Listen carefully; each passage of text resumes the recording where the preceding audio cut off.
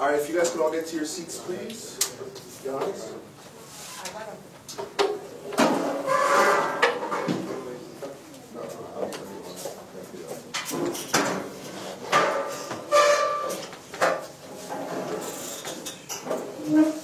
All right, so good afternoon, everybody. Thank you for joining us for this very special occasion.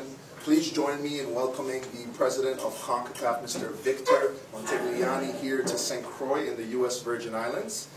Victor is doing a set of visits prior to the upcoming Congress visiting the MAs, and we're really grateful to have him here. I also wanted to thank all of you guys for making the time to come out for this press conference. And before we get started, I just wanted to pass the floor to Victor to make a couple of words. Opening statement. Thank you very much. Pleasure to be back, actually. St. Croix and the U.S. Virgin Islands. Great to be visiting our federation. First, I'd like to commend the President, Johannes, the work that's being initiated, the work that's being done, not only from a facility standpoint, obviously, in the project that is going to be happening in St. Thomas, but also, you know, I think bricks and mortar are always important. You know, this facility was done a few years back. Obviously, the office has shifted from here to over there. By the way, great move. That's a fantastic office. You know, and the project in St. Thomas and others that, you know, in our meeting earlier that we went through with Johannes and this team. But I also think what's being done here is the programming and the software and what the leadership through the President wants to do with focusing on the youth, which I think is very important.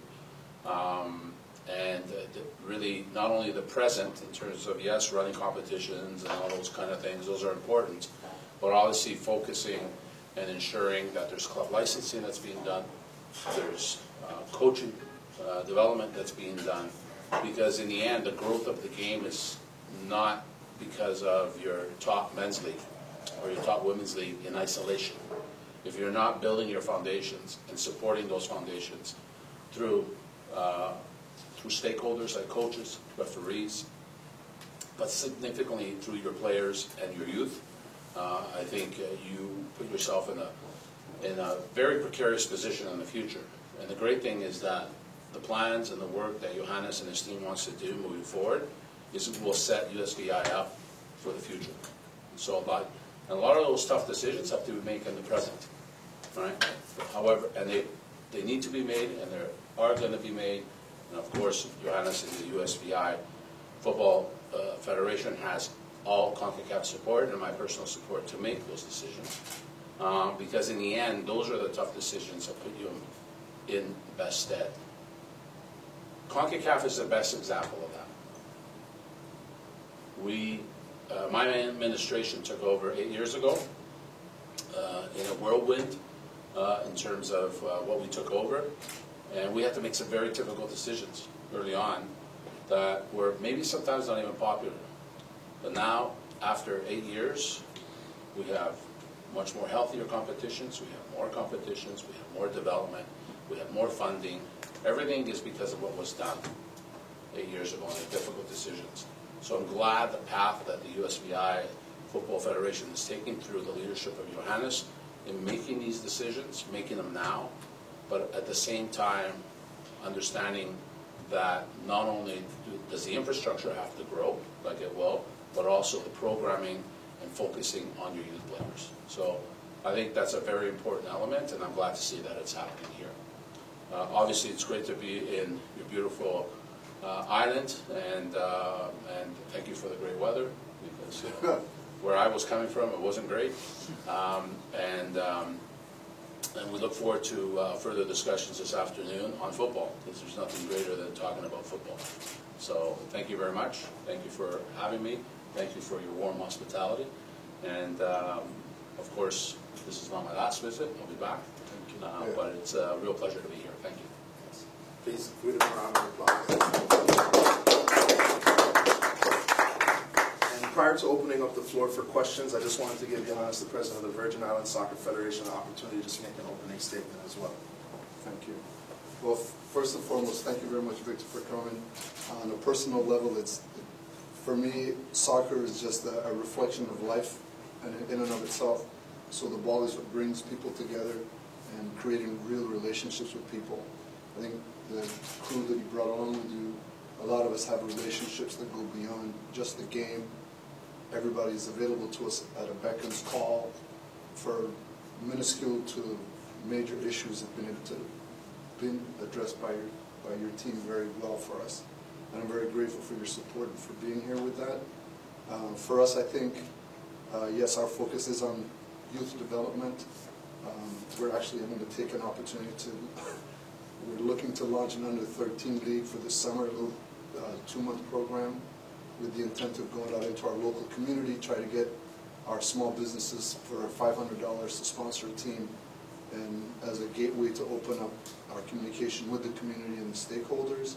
And we're trying to ride the wave of the school football is just winding down right now, so we continue playing with the kids with the intent of eventually these kids feeding into our teams that are currently existing that need assistance with youth players.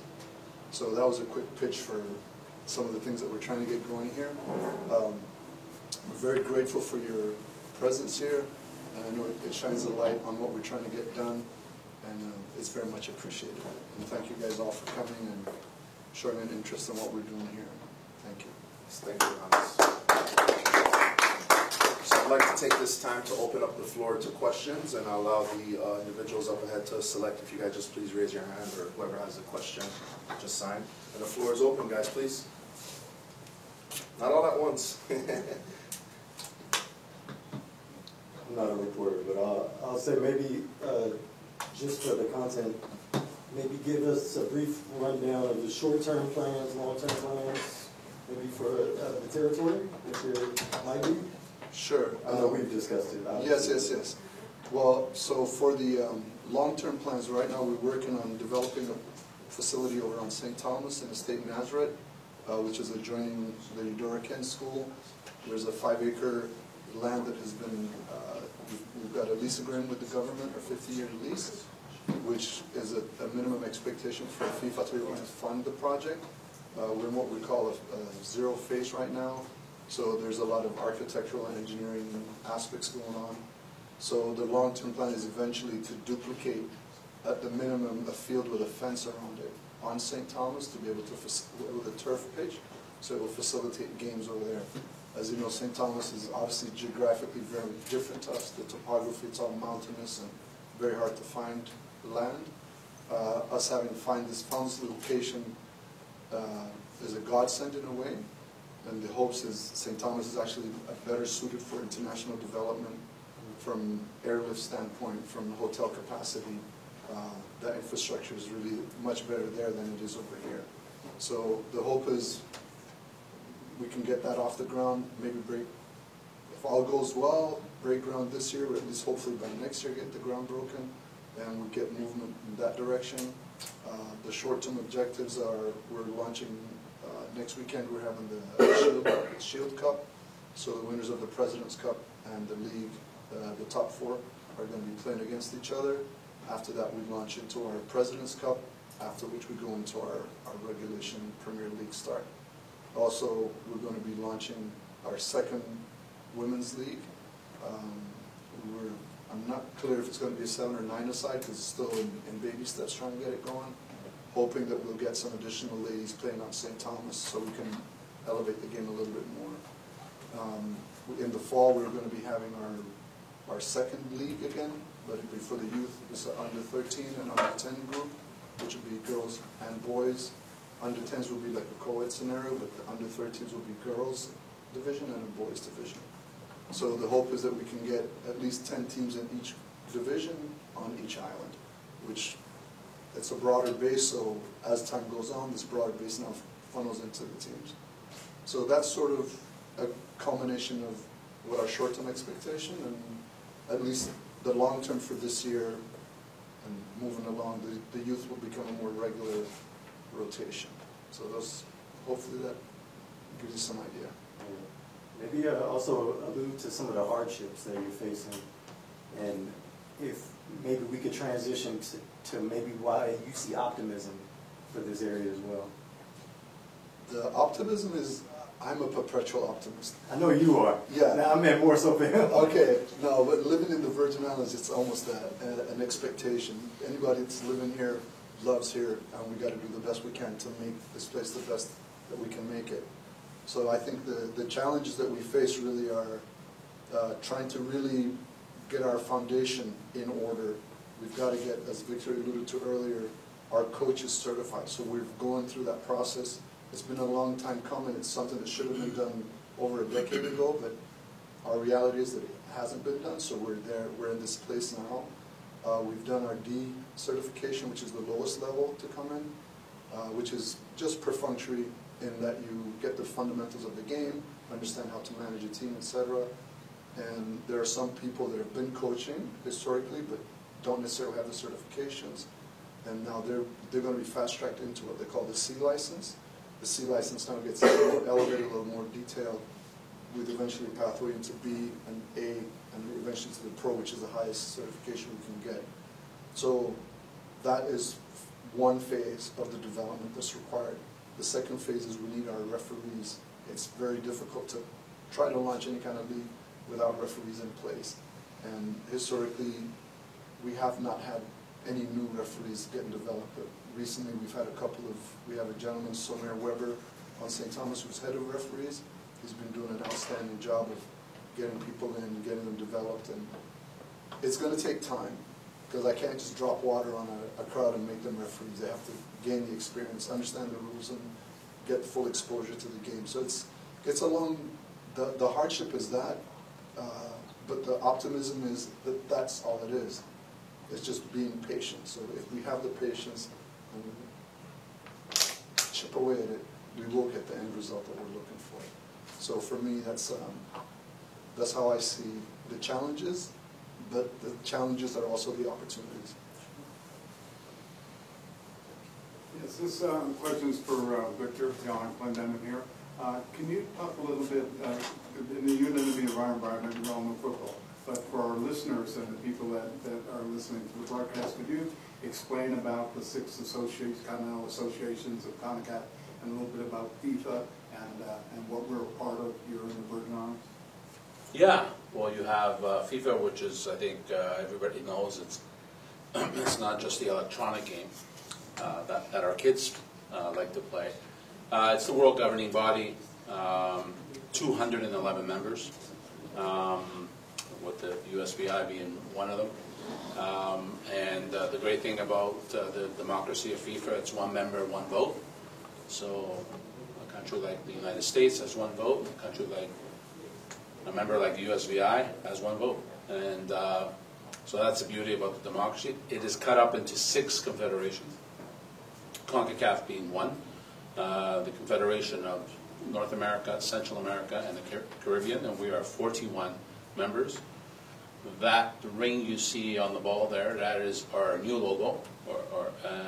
We've had it for a few years now, but and it is 41 diamonds, representing our 41 members.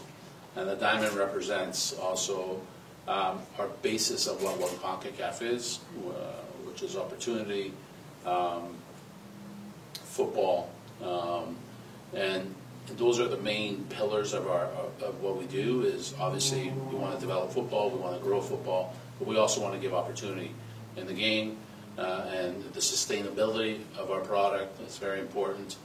And then there's other confederations. You have UEFA in Europe, Africa, Asia, South America, and then Oceania, which is where Fiji and New Zealand are. So that's the basis of football in the world, and our confederation is responsible for the development of the game, along with FIFA in our jurisdiction. But we obviously run competitions, we run governance, we run all that, and that's the way it works. We're proud, obviously, to be a member of FIFA, but we're also very proud to be a confederation that has really grown. I like to say we're pound for pound the best confederation in the world, and I truly believe that. I think earlier you were mentioning about what is my optimism about here and what I see. You know, for me, when I took over 8 years ago, you know, making no bones about it, I think football suffered in its governance, not only in the obvious situation of lack of corporate governance, but in a lack of real leadership. Because I think football was governed with the ethos that it was about power. And our ethos at CONCACAF is that leadership is not about power, it's about service. And I think that is embodied. Our ethos at CONCACAF is embodied here in this federation with the leadership of Johannes and his team. And you heard his short-term and long-term vision. You know, Johannes is about service. It's not about power. And the more leaders we have like that at the table, the better the game's going to be. And so that's why I'm optimistic, is because of the leadership in this organization. I'm humbled. Thank you. Speak the truth. Other questions on the floor? Please, Ariel. Hi, good afternoon. My name is Ariella. I am a radio show host, but I'm also a parent of a young soccer player for many years. So I just had a couple questions for you. I guess my first question is, I wanted to you, sir, you mentioned healthy competition.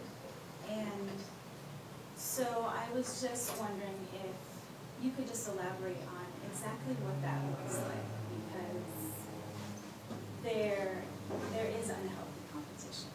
And what can you tell us and share with us?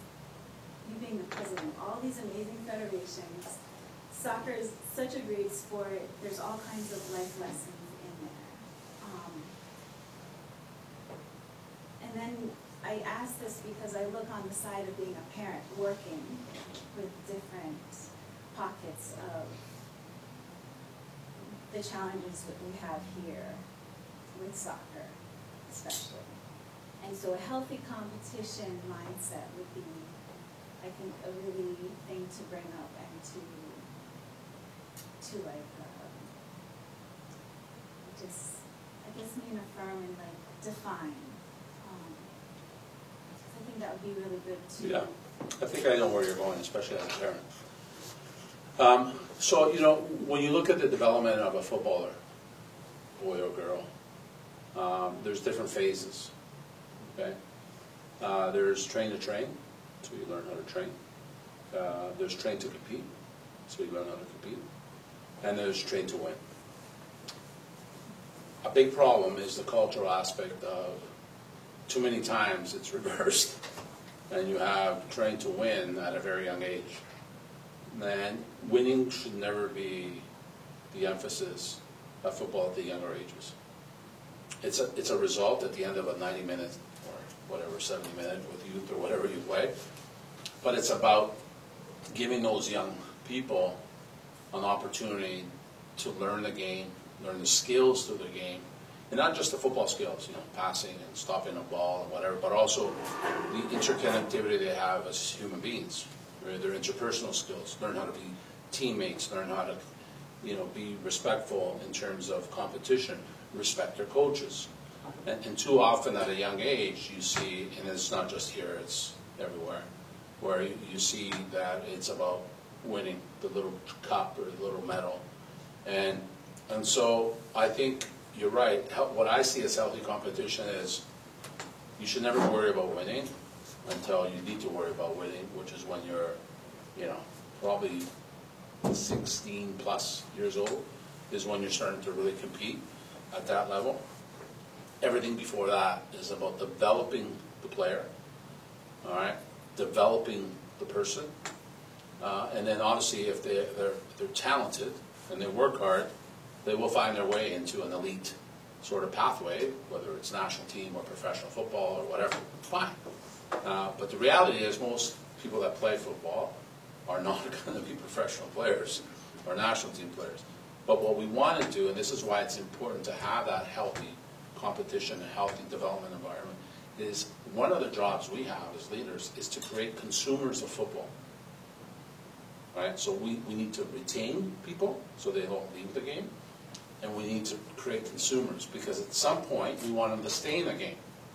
whether they become presidents, general secretaries, they become fans and buy jerseys, whatever. That is the sustainability of our sport. So we don't want to drive people away because the environment is unhealthy.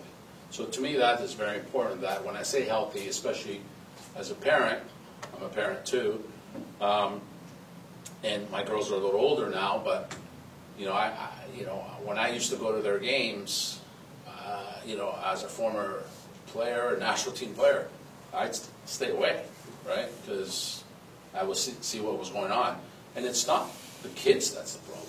It's the parents that's the problem. And they live vicariously through these players, right, through their kids. And that's an education process. And that education has to happen at the club, right? Not the federation. Federation organizes tournaments. They can help by educating coaches, whatever. But it's the club that has to set standards, right? Set standards for parent behavior. Set standards of game day management. Set standards that as soon as you drop off your kid, it is no longer your responsibility. It is the coach's responsibility, right? And if you want to coach your kid, then go coach at the club, right? And so those are kind of the things that I think need to be embodied at a club level to create that healthy environment for that player to have that competition, but also to learn. I hope that answers your question. Yes, absolutely, and my second part to that, which you kind of said that is, what would be a message that you would want to give to everyone? If you could say something about the sport to encourage the awesomeness that soccer can bring, what would that be from years ago? Yeah, let me tell you. I'll grab the ball. It shouldn't be in the corner. It should be right in front of us. This has given me everything in my life. Literally everything. It's given me an education. It's given me friends. I don't think she'll get mad at me. Even my wife, right? Sorry, honey. And so it's given me absolutely everything. And the beauty about this thing here, when you roll it, right, and play with it doesn't speak a language. It's not a gender. It has no religion. It's not a political party. But it connects the players on the field and it connects everybody in the game. It is actually the most beautiful thing in the world. And there's nothing like it.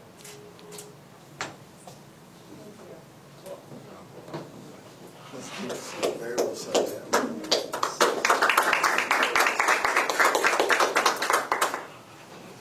Do you have any more questions from the floor? No? Okay. Well, with that being said, if we don't have any more questions on the floor, we'll just present to the gift-giving ceremony. Absolutely. Yes. Okay, awesome. Thank you guys. So we can start. So, on behalf of our One CONCACAF family and our members here, Johannes, thank you very much for the warm hospitality. Congratulations on everything you've done and everything I know you're going to do. So, thank you very much. Can you go to the middle, please? Okay. Con la pelota, ¿no?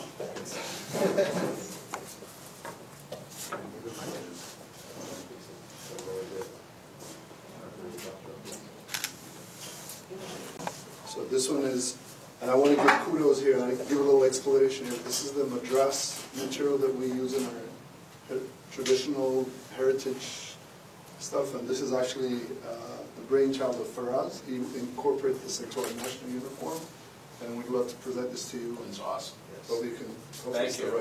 And similar to how beautiful the ball is, not only does it represent the game, but it also represents the deep culture rooted in the Virgin Islands, not only through the Madras print, but also paying homage to our previous ties, the Taino and the Native American petroglyphs. So it's really something special to be able to present to you.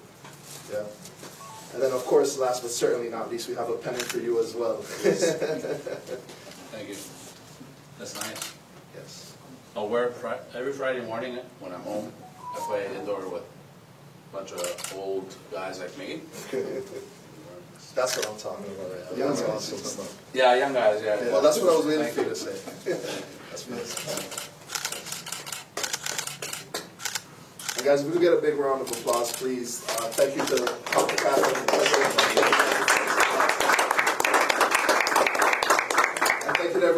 today. Really appreciate it, you guys, and you guys have a blessed rest of the day, okay? Thank you.